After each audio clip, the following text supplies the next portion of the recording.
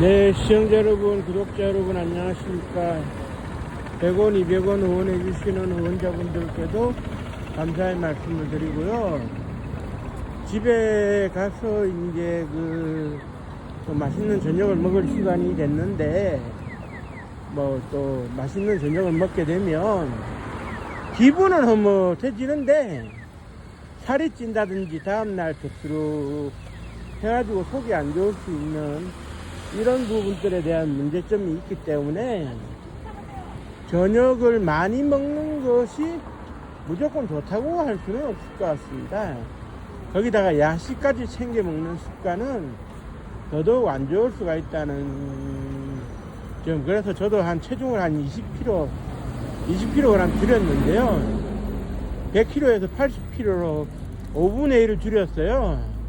그러니까 좀 살만한데 이제 맞는 옷도 있고 몸에 맞는 옷도 있고, 제가 160cm인데 100kg로 살았으니 얼마나 힘들었겠습니까. 그런데 지금은 이제 80kg, 아이도 한 20kg는 더 빼야 되는데 좀 이렇게 몸을 좀 이렇게 추스리고 있는 중이고요. 그 사람들이 가장 많이 하는 얘기가 남북 통일에 대한 얘기가 시대적으로 많이 나오지 않겠습니까? 우리가 이제 강제화된 억압 속에서 벗어나가지고 분단만큼이나 긴 세월이 있지만 결국 넘어가야 하는 것은 13번째 아리랑 고개라. 그게 이제 아마 통일이 아닐까 이렇게 얘기를 하고, 아리랑 고개는 12나 고개인데 13번째 고개를 넘어가려는 시도가 많이 있었다, 이렇게 역사 속에서 이렇게 나오고 있는데요. 또 올해가 이제 우리로서는 해방과 동시에 분단으로 이어지는 80년 그런 울타리가 쳐지고 군사 분계선이 쳐진 게 이제 약 한 80년 정도가 이렇게 되었는데요. 45년도에 이제 패망 이후에 주요 유럽 국가들이 이제 분할 점령을 하던 이제 서독, 동독으로 나눠지게 되는 제3제국의 경우에 어떤 일이 있었느냐 하면은, 제3제국의 경우에 이제 베를린을 점령을 해서 공동 통치를 하다가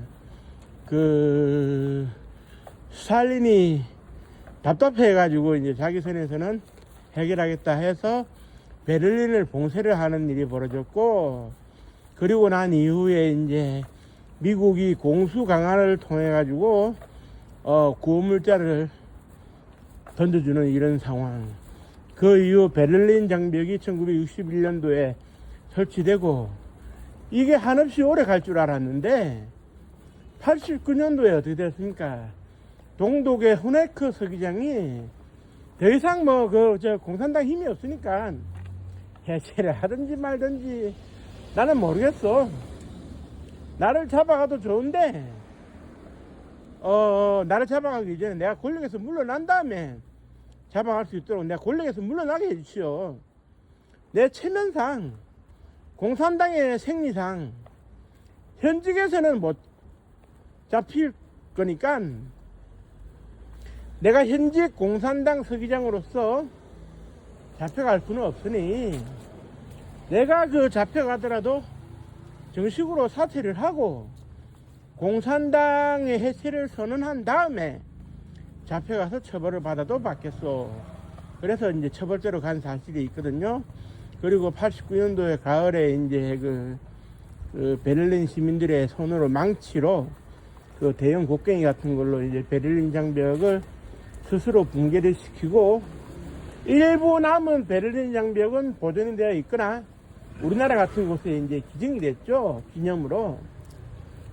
그런데 이제 동서냉전의 상징이었던 그런 서동독이 하나가 되고 난 이후에 이렇게 쭉 보면 이제 지구상에서 남은 분단 국가는 우리밖에 없지 않느냐, 이렇게 봅니다.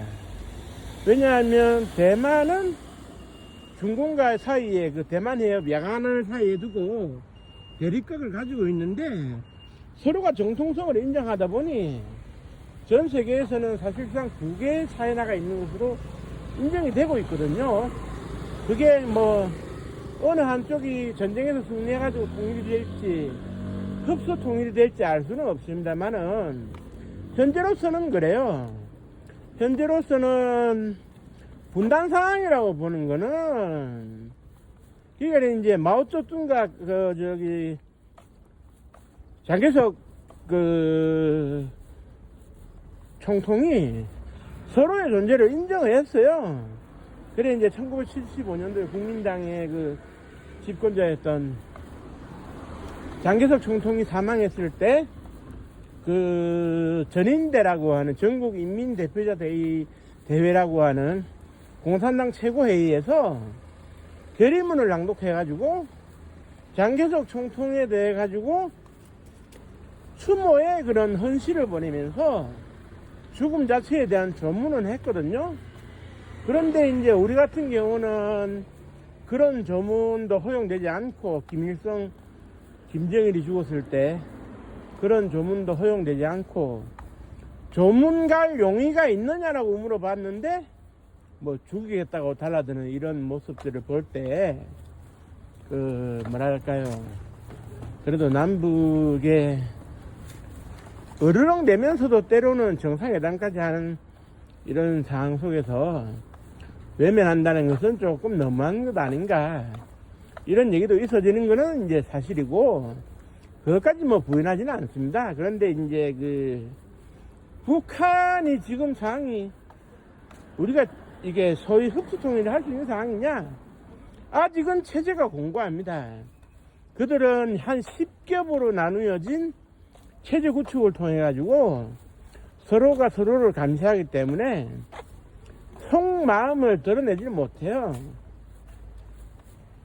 속마음을 드러내지 못하고 한 1분만 멍 때리고 있어도 당신 음흉한 생각한다고 멍 때리지 않았느냐고 책임 추궁을 당하는지라 정말 살벌하죠.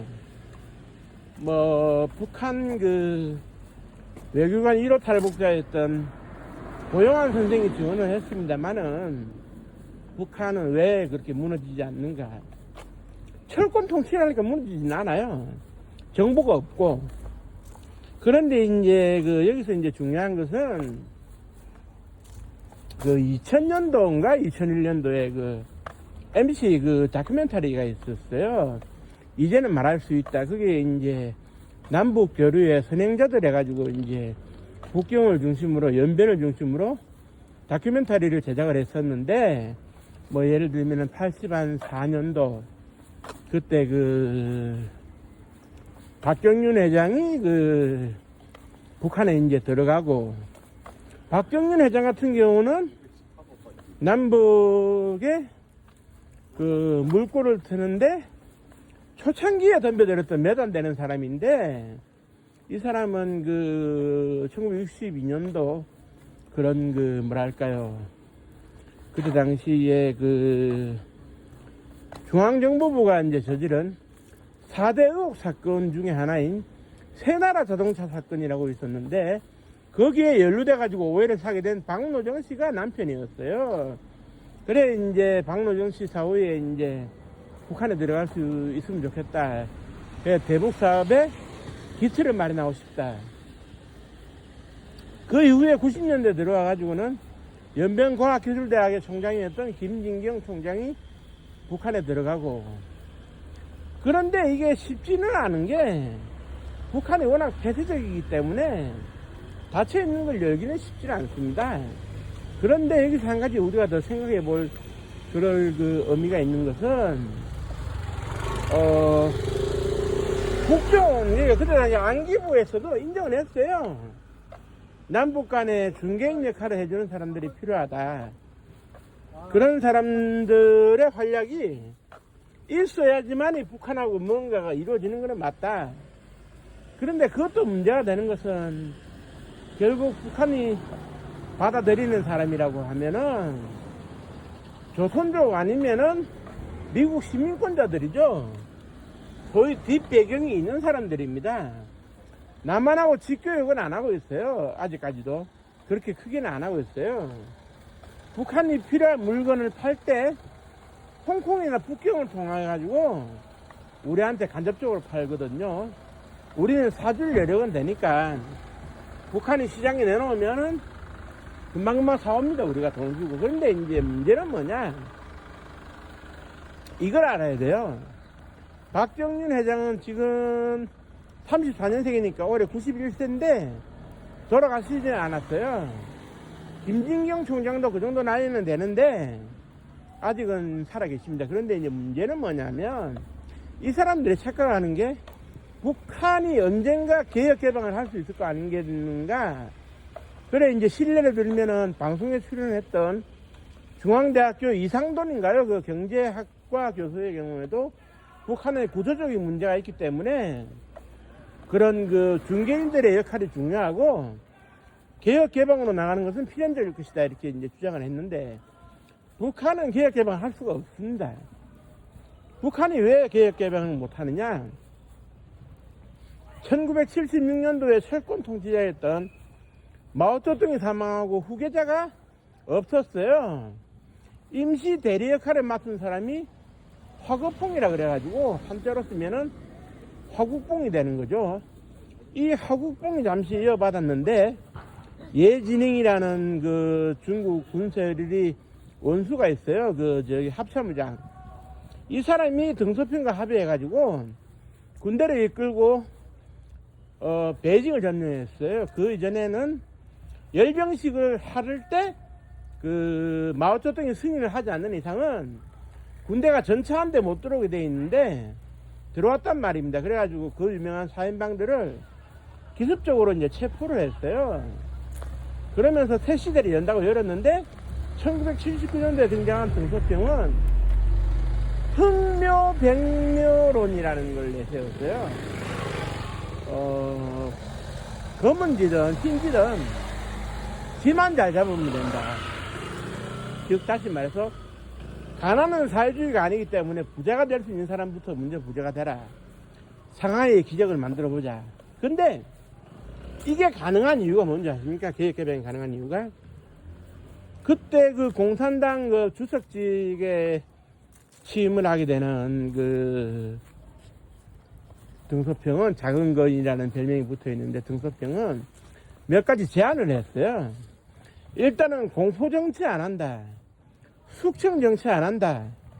문화대혁명을 잘 수습하겠다. 그리고 근원적으로 나도 나이가 있으니까 한 5년짜리 주석 임기 한 2번 하면 10년 안 되겠느냐. 그러면 나도 뒤로 물러나겠다. 깨끗하게 물러난다. 나 치사하게 마오쩌둥 주석처럼 물러났다가 다시 나타나서 문화대혁명 안 한다. 다만 나 자신이 가장 핍박을 많이 받은 사람으로서 감히 말하건대 우리의 마오 주석은 영원한 마오 주석이니까 인정할 거 인정하고 숭배할 거는 숭배하자. 마오 정신을 잊지는 말자. 그러나 너무 드러내지는 말자.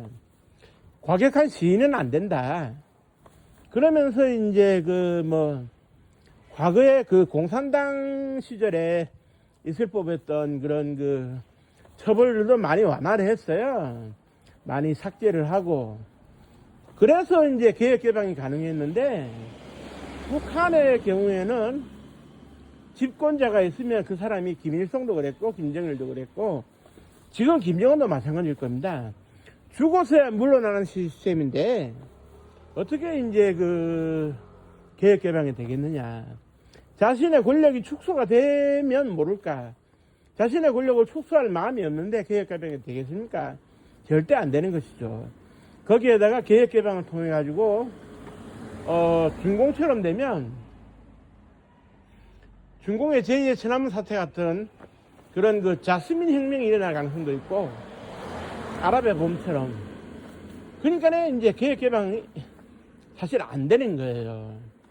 그런데 이제 버티는 것은 중공이나 그 러시아를 통해 가지고 불효불급한 경제적 지원과 군사적 지원을 받고 있기 때문에 버티는 것이지, 한계는 있어요.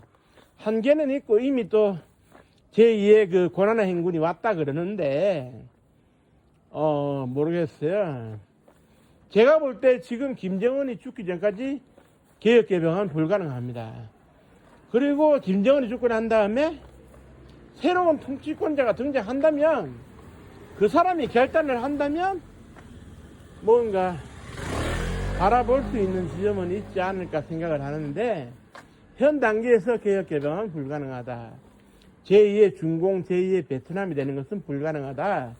이걸 말씀드리고 싶어요. 현재로서는 꽉 막혀 있는 상황이긴 하지만 김정은이 죽기 전까지는 막혀 있을 수밖에 없거든요.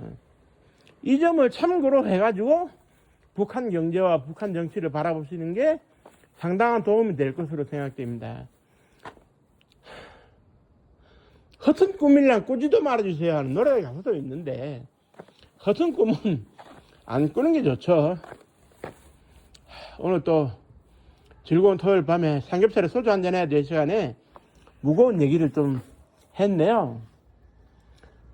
저도 뭐 하루빨리 김정은이가 죽기를 바라는 마음으로 그 비수를 들이꽂고 싶은 그런 그 심정인데, 언젠가 김정은이는 쓰러집니다. 3년 안에 쓰러집니다. 그러니까 멀지 않았으니까 조금만 참고 기다리면 북한에 어떤 변화가 있지 않을까 생각을 하는데요. 우리 모두 조금만 더 기다려 봅시다. 힘냅시다. 고맙습니다. 감사합니다.